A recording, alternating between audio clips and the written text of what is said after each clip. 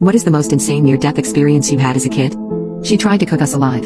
I can't believe we made it out. When I was 10, my parents and I visited my grandmother for spring break. My cousin also visited, and we decided to go to the YMCA for the day.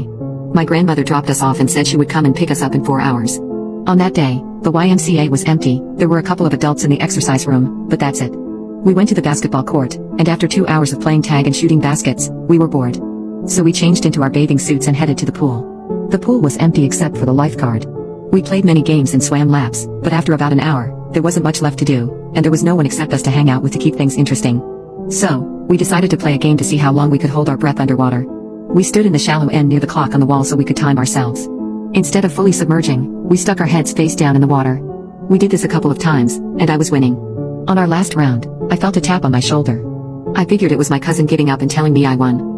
But instead, it was the lifeguard who told me to knock it off, or she would have to ask us to leave the pool. Since we were tired of being in the pool, we figured we would get out, get dressed, and return to the basketball court until my grandmother picked us up. We only had an hour left anyways, and the water was freezing. As we got out, the lifeguard stopped us and asked if we wanted to enter the sauna to warm up and dry off. The sign said 18 years or older, so we were super excited that she allowed us to do that. She walked us to the sauna and unlocked the door. The door was glass, and the interior was made entirely of wood. Inside, above the door, there was a clock, probably to help ensure you were not in there for an unsafe amount of time. The lifeguard stand was adjacent to the sauna, but if you looked out the door, you could see it. She followed us in, went over to the thermometer encased in plastic, and unlocked it so she could crank up the heat. I figured she must have turned it on each time, so I didn't think anything of it. Both my cousin and I were very short girls, so we couldn't see the temperature that was printed on the thermometer knob, but I knew she was turning up the heat. Then she left and shut the door behind her. I thought I saw her lock the door too, but I thought to myself, why would she lock the door when we might want to get out? I checked the clock and decided we should get out in 10 or 15 minutes. The sauna was already plenty warm, but now the room was blazing. It felt nice because I was so cold from the pool. After about 15 minutes, it was starting to get a little bit too hot, and my cousin agreed that we should leave so we could get dressed. I went to turn the knob on the door, but it wasn't budging.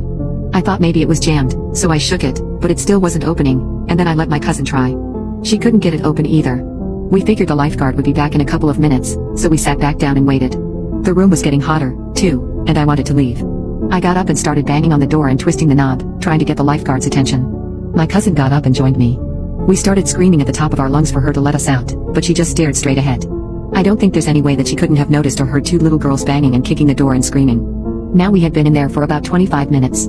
It was so hot in the sauna that it hurt to breathe. It felt like my lungs were on fire. My eyes and skin were burning. We sat back down and put our towels over our heads because they were still a little damp, and it made it easier to breathe. I was so worried about my cousin as she was a couple of years younger than me. I looked at the clock and saw that we had been there for 35 minutes. I got up and walked to the door again and saw the lifeguard still just staring straight ahead. Again, I tried to get her attention by screaming that we needed out and banging on the door as hard as I could, but still nothing. I was starting to get pretty dizzy, so I went to sit back down, but the wooden seats of the sauna burned my skin.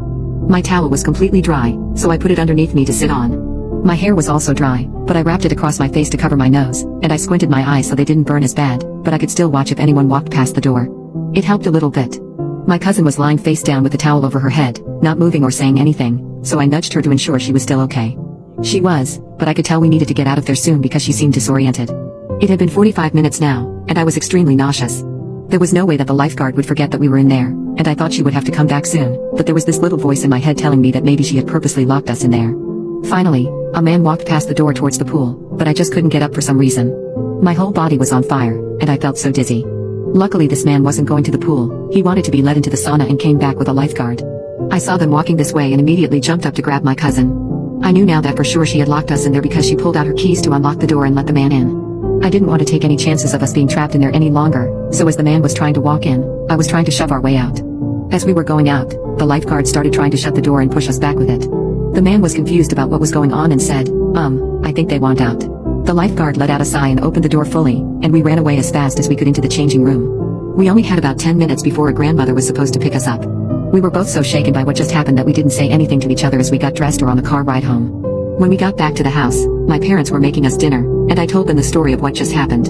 They thought that I must have been exaggerating and they didn't believe me. I truly think that that woman would let us cook alive in there. The only bit of doubt I have is what would have happened if we died. She obviously would have gotten the blame. What was her endgame? I'm 21 now, but I think about this interaction all the time, and when I'm in small spaces or get too warm, I still have panic attacks. Was this all some big misunderstanding, or did she really just leave us there to die? And why?